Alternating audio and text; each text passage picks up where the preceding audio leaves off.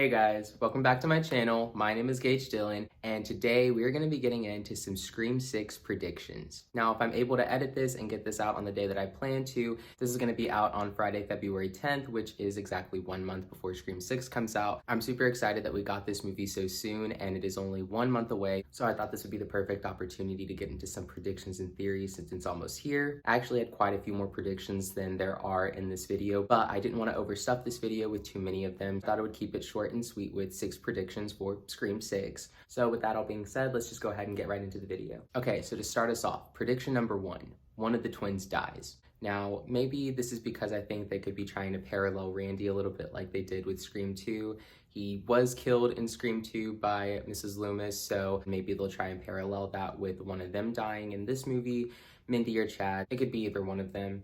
I feel like they're in a lot more danger in this movie since they were able to survive their first outing in Scream 5. I'm a little bit nervous for them, given that this Ghostface feels a lot more different and violent. I'm something different Than the ones we've seen prior. I feel like this Ghostface is going to hold no punches and that everyone's going to be in danger. But yeah, it could be either one of them if they decide to go down the route of killing them in a similar way that they killed their uncle in Scream 2. All right, now on to prediction number 2, a Ghostface cult. I'm predicting that they might go down the path of having a cult of Ghostfaces. New York is really big, so it may be hard to have so many different victims all in different places. So maybe they could have Ghostfaces set up in different places to target different victims at different times to make it harder to catch them and just add a whole different element to the Scream movies that we've never seen before. I also remember that early on Scream 3 had toyed with the idea of having a cult of Ghostfaces, being obsessed with Sydney and then rising at the very end of the movie, revealing that they were all obsessed fans of hers and had made this cult of Ghostfaces. So I feel like it wouldn't be totally out of the question for them to try that out, but maybe tweak it a little bit so that it could fit the motive for this movie. Because while I do enjoy the traditional whodunit mystery that we usually get in all of the Scream movies, everybody's a suspect. I think it would be a nice change of pace and something really cool and fresh to have in this movie. And as an added bonus, if the Ghostfaces aren't working together, I've always wanted to see a Ghostface versus Ghostface attack in costume. I think that would be really cool to witness. But of course, this is just a prediction, and it doesn't seem like the movie would go in that type of direction since it looks like they're trying to make the focus still be on Sam. So like I said, just a prediction, but again, these movies do have a lot of twists, so you never know. All right, now on to my third prediction. Prediction number 3, I predict that Samara Weaving's character is going to be the opening kill. Initially, before I filmed this video, I thought that she could potentially be a stab character, but before filming this, I was on Facebook and saw this really cool poster that was inspired by the Guess Who game with all of the Scream characters on it for this one. And I noticed that Samara Weaving's character is on it, and she also has a name now, which I wasn't aware of, probably because I've been staying away from most of the promotional material besides the trailers. But now seeing that she has an actual name to go with her, it seems like she might just be getting the Drew Barrymore treatment rather than being a stab character like I initially was going to predict. Of course, they could always just be misleading the audience by giving her a name and putting her on the posters and then pulling that twist whenever the movie comes. But now seeing that, it makes me lean more to the side of her being the opening kill, rather a stab character. She's only seen very briefly in the trailer, and she's always wearing the same outfit and seems to be on the phone, but the movie is yet to come out yet, so we'll just have to wait and see. I really enjoyed her in Ready or Not and The Babysitters 1 and 2. She's really good in anything horror that I've seen her in, but if she isn't the opening kill, I hope that she at least gets a good character so that her role in the movie doesn't feel wasted. All right, now moving on to prediction number 4. My fourth prediction is that there will be more chase scenes. Now, this one might be more wishful thinking on my end, but I'm hoping that Radio Silence maybe saw a little bit of the constructive criticism that they received for 5 and add in some more chase scenes. 5 really dropped the ball on them entirely. So I'm hoping that they take advantage of knowing that the fans wanted more chase scenes and suspense like that and put it into this movie, which it already seems like they're doing based on the opening to the trailer.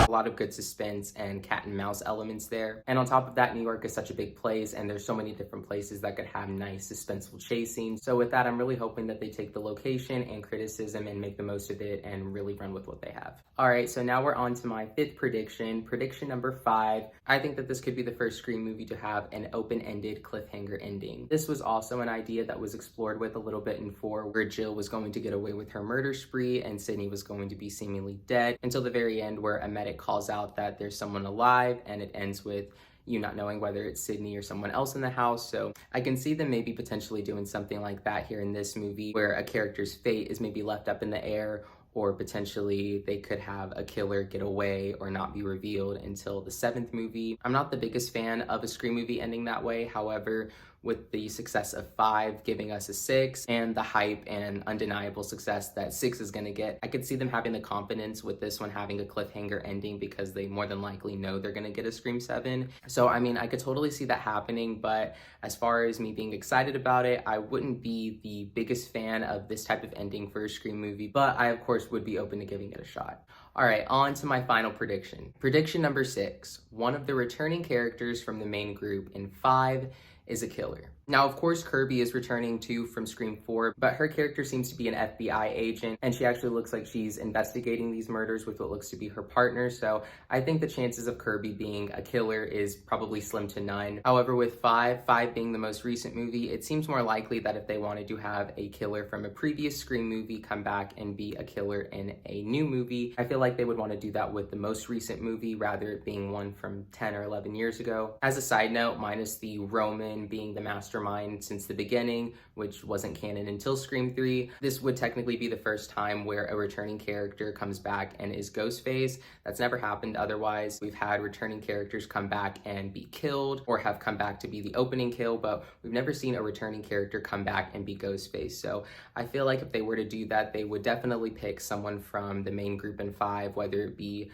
Chad or Mindy or maybe even Tara. Not clear what the motives would be exactly, but if they were to do that, I feel like it would definitely be one of those 3, and it would be really interesting to see someone go from being a survivor of Ghostface to then being Ghostface. I feel like that would be something really interesting to explore. So if that prediction somehow is right, I would be really interested to see that, because I've always been interested in seeing what it would be like to see someone who survived a previous movie to go on and be a Ghostface killer in a new Scream movie, and would be a great twist for the audience and would give us a really wicked killer reveal. One quick thing I want to mention before I close out this video, I heard that some locations are going to get Scream 6 in 3D. I'm not sure if my theater is going to get it in 3D. I know that ticket sales start tomorrow, so I'm gonna keep my eye out. I can't remember the last time I've seen a 3D horror movie. The most recent one I can think of is My Bloody Valentine. But either way, I'm kind of on the fence of it being in 3D. I mean, it's a Scream movie, so the first thing that comes to your mind probably wouldn't be 3D, but I am intrigued as to why it's gonna be in 3D, so that's mainly why I wanna check it out. But most of the time, whenever I've seen 3D horror movies, they usually tend to just focus on the 3D as a gimmick rather than anything that's important to the storyline. So it does come across as a little bit bizarre that they would add or incorporate 3D into a Scream movie, since it doesn't really seem to fit. But if I do get the opportunity to see it in 3D, I'll let you guys know what it was like here and give my opinion on whether or not the 3D made any difference or not. But yeah, I thought that was interesting and I thought it was worth noting. But other than that, that pretty much covers this video. I really hope you guys enjoyed it. Part of the fun for me, at least, whenever the Scream movies come out is the hype leading up to it and all of the speculation and theories and predictions that people have about the movie before it comes out. It really adds to the excitement, and I love discussing theories. So if you have any theories or predictions of your own, let me know down in the comments below what you think this movie has in store for us. I would love to check them out and discuss with you guys. If you're new here, make sure to hit the subscribe button. It really helps me out a lot. And hit the notifications bell so you know whenever I post new videos. As always, thank you so much for watching. Don't forget to leave a like, and I'll see you in the next one.